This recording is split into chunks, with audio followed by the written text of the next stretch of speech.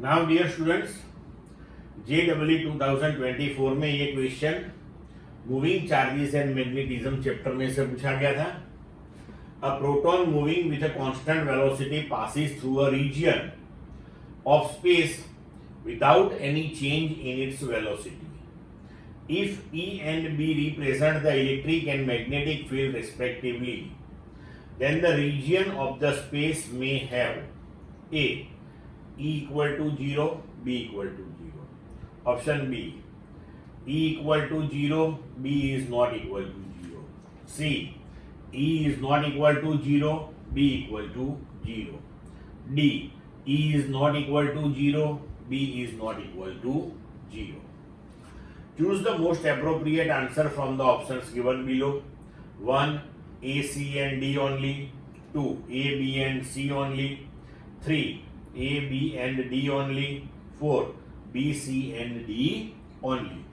अब देखो कि हमें क्वेश्चन में कहा है कि proton is moving with constant velocity. ये चीज इंपॉर्टेंट है, कांस्टेंट वेलोसिटी।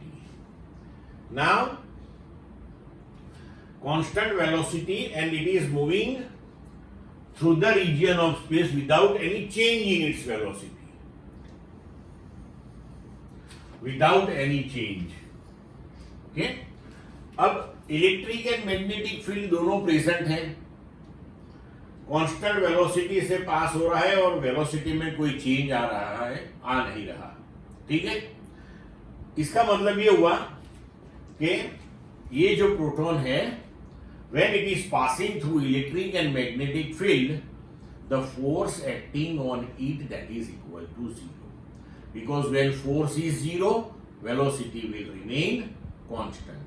तो अब फोर्स किन सिचुएशंस में 0 हो सकता है वो हमें देखना पड़ेगा।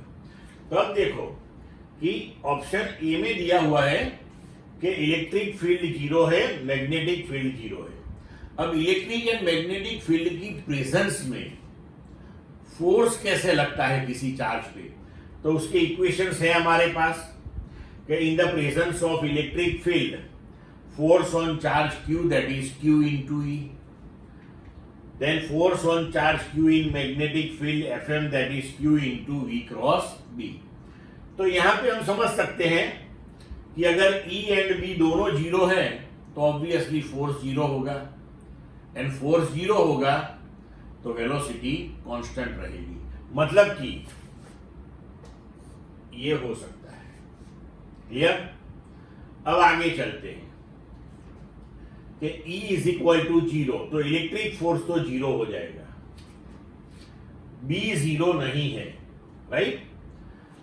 तो B 0 नहीं है, नॉन 0 है, लेकिन फिर भी मैग्नेटिक फोर्स 0 होने के चांसेस है। कैसे है? तो ये जो फोर्स है उसे मैग्नीट्यूड वाइज हम लिख सकते हैं Fm equal to QVB sine theta, cross product है।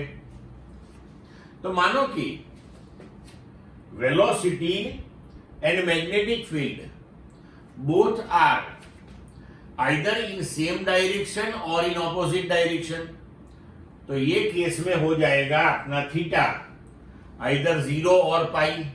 साइन 0 0 होता है, साइन पाई भी 0 होता है। तो यहां पे E is 0 and B is not equal to 0, यहां भी फोर्स 0 होने की पॉसिबिलिटी है, राइट? तो ये पॉसिबिलिटी भी है। E 0 नहीं है, अगर E 0 नहीं है तो इलेक्ट्रिक फोर्स तो लगेगा ही लगेगा, राइट? एंड B 0 है तो मैग्नेटिक फोर्स नहीं लगेगा। तो अगर एक फोर्स प्रेजेंट है तो वेलोसिटी कांस्टेंट नहीं रहेगी। तो ये पॉसिबिलिटी निकाल देते हैं। अब E is not equal to 0, B is not equal to 0, तो electric force and magnetic force दोनों लगेंगे। लेकिन यहां पे एक पॉसिबिलिटी है कि electric force and magnetic force दोनों अगर इक्वल इन मैग्नीट्यूड है एंड ऑपोजिट इन डायरेक्शन है तो नेट फोर्स 0 होने के चांसेस है। अगर अरेंजमेंट ऐसी है कि इलेक्ट्रिक एंड मैग्नेटिक फील्ड के जरिए जो भी फोर्स लगता है, whatever the force is acting due to electric and magnetic field, if both are equal in magnitude but opposite in direction, then definitely net force will be 0 and velocity will be constant. मतलब कि ये भी possibility है। तो इसके हिसाब से हम देख सकते हैं कि हमारा ऑप्शन जो है वो थर्ड वन आएगा आंसर में, A B and D only. Clear बच्चों?